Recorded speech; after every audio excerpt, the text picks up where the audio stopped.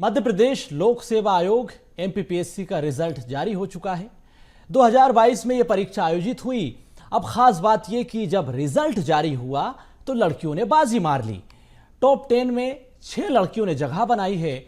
इनमें खास बात यह कि दीपिका भी हैं, जिन्होंने शानदार प्रदर्शन किया, अच्छे तरीके से मेहनत की, पढ़ाई की। उसका नतीजा ये हुआ कि ये भी पास हो गई हैं। तो दीपिका से हम सीधे बातचीत करेंगे। उन्होंने जिस तरह से मेहनत की, परिवार का पूरा सपोर्ट मिला। और ख़ास बात ये कि दीपिका मूलतः देवास की रहने वाली है। इंदौर में रहकर इन्होंने पढ़ाई की और अब जब रिजल्ट आया तो दीपिका के चेहरे पर खुशी की लहर दौड़ पड़ी।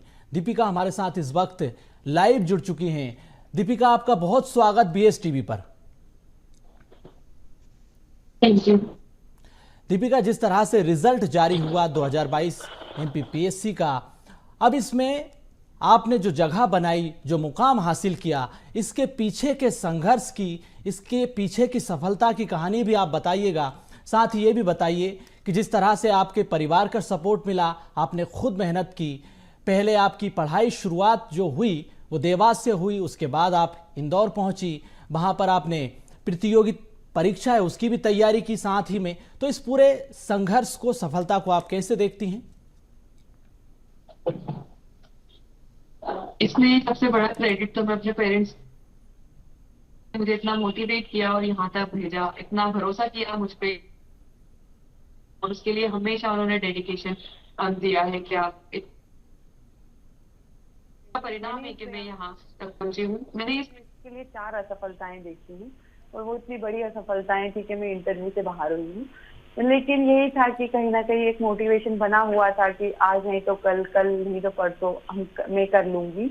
और पेरेंट्स का भी ये भरोसा था कि मैं कर लूंगी। उन्होंने हमेशा मुझे सपोर्ट किया है, हमेशा से उनका ये था कि आप बेटा एक दिन कर लोगे। बस उन्हीं का जो भरोसा था, मैं उसी पे कायम थी, खुद को मोटिवेट करती थी और स्वयं पे और भगवान पे भी एक फेथ था कि हाँ एक दिन जरूर सब कुछ अच्छा होगा। वो दिन आज का है। बिल्कुल। आपके दोस्त, रिश्तेदार, परिजनों में काफी खुशी की लहर देखी जा रही है। गांव में भी जश्न का माहौल है, समर्थकों की भीड़ लगी हुई घर के बाहर, तो काफी खुश नजर आ रहे हैं। आपके जो दोस्त हैं, प्रशंसक हैं, परिवार के लोग हैं। खुशी का मौका है और सभी को सेलिब्रेट करने का हक है। तो सभी को यही है कि इतना स्ट्रगल देखा है मेरा, इतनी असफलताएं देखी है, तो सभी को यही है कि फाइनली वो चीज आ गई जिसको वो खुद भी सेलिब्रेट करना चाहते थे और वो खुद भी सेलिब्रेट करना चाहती थी। बिल्कुल। 10वीं 12वीं की पढ़ाई के बाद जब आप प्रतियोगी परीक्षा की साथ में पैरेलल तैयारी कर रही थी, उस दरमियान किस तरह की चुनौतियों का आपको सामना करना पड़ा? आपका स्टडी स्ट्रक्चर क्या रहा था, जरा उसके बारे में भी बताइए। इसकी प्रिपरेशन जो है 2016 से तैयारी की है मैंने। अपना ग्रेजुएशन कंप्लीट करने के बाद पहले यूपीएससी के लिए मैंने प्रिपेयर किया है। मैं 1 साल के लिए दिल्ली भी गई थी। मैंने 2016 से 17 तक यूपीएससी के लिए तैयार किया। फिर मैं 17 से यहाँ आई, मैंने यूपीएससी के लिए इंटर किया। तभी से मेरी जर्नी चल रही थी। मैं पहले प्रीलिम्स में असफल हुई फर्स्ट अटेम्प्ट में, फिर सेकेंड अटेम्प्ट से मैं इंटरव्यू से बाहर होने लगी। लेकिन निरंतर अपने आप को मोटिवेट किया और एक भरोसा दिलाया कि आप अगर इंटरव्यू तक पहुंच रहे हो तो कहीं ना कहीं आप एक दिन इस जो लाइन है जिससे ये सफलता असफलता निर्धारित होती है, उसे भी कहीं ना कहीं आप पार कर जाओगे। और निश्चित रूप से वो सफलता आज मुझे मिल गई है। बिल्कुल। तो बार बार असफल होने के बावजूद आपने मेहनत करना नहीं छोड़ा। नवंबर दिसंबर में आपके इंटरव्यू हुए, तो उसमें किस तरह के सवालों का आपको सामना करना पड़ा? इंटरव्यू में मेरे साथ जो सवाल हुए थे वो सामान्य हुए थे। उस जी। टाइम अमेरिका के इलेक्शन का दौर था, हम्म।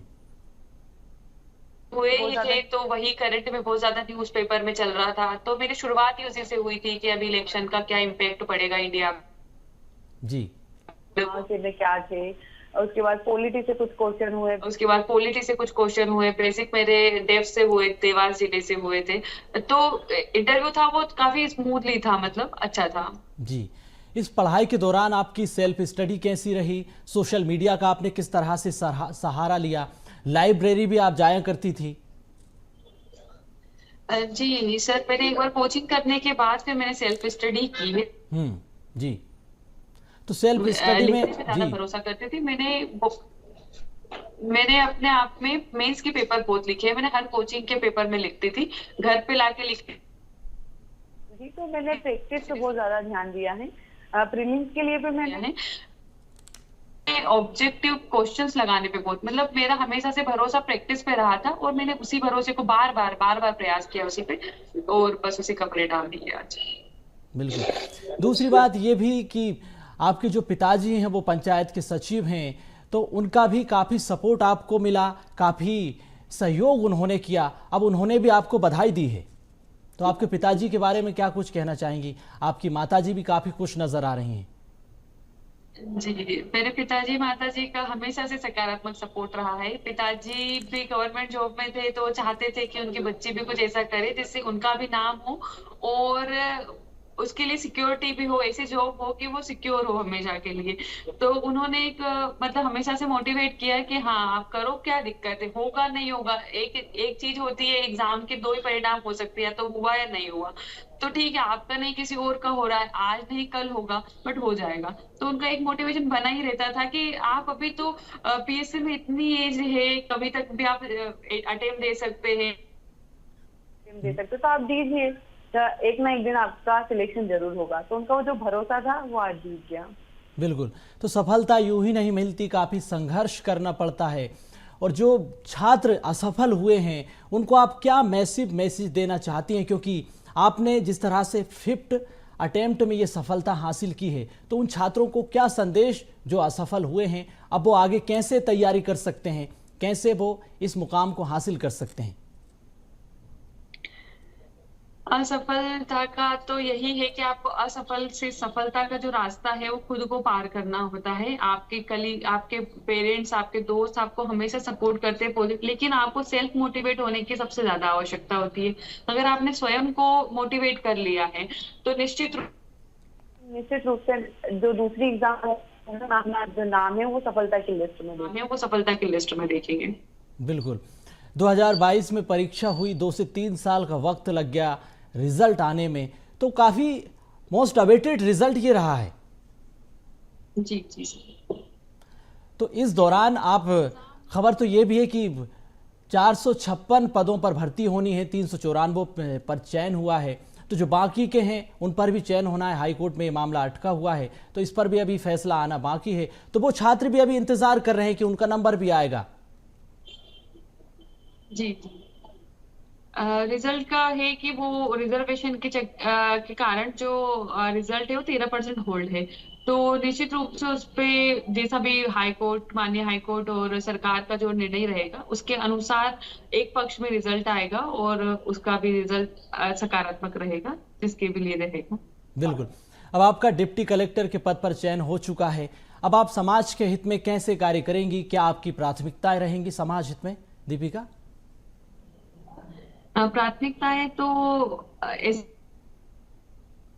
है कि मुझे अगर महिला एजुकेशन के लिए और एजुकेशन के क्षेत्र में अगर काम करने का मौका मिलता है, बाकी जो मुझे अपॉर्चुनिटी मिलेगी, जो भी काम करने का मौका मिलेगा, मैं उसे अच्छे से करने का प्रयास करूंगी, अपना 100% देने का प्रयास करूंगी। बिल्कुल। तो सरकार के अलग अलग विभागों में आपको काम करने का मौका मिलेगा। अब आप उस ट्रेनिंग प्रक्रिया का हिस्सा बनेंगी, उस पूरे प्रोसेस को समझेंगी, उसके बाद आगे की प्रक्रिया को आगे बढ़ाया जाएगा। तो जिस तरह से आपने संघर्ष किया, सफलता हासिल की, आपको बीएसटीवी की टीम की तरफ से बहुत बधाई, शुभकामनाएं। जो मुकाम हासिल आपने किया है, बहुत बधाई आपको। उम्मीद है कि आप समाज के हित में बेहतर शानदार काम करेंगी। आपका बहुत धन्यवाद बीएसटीवी से जुड़ने के लिए।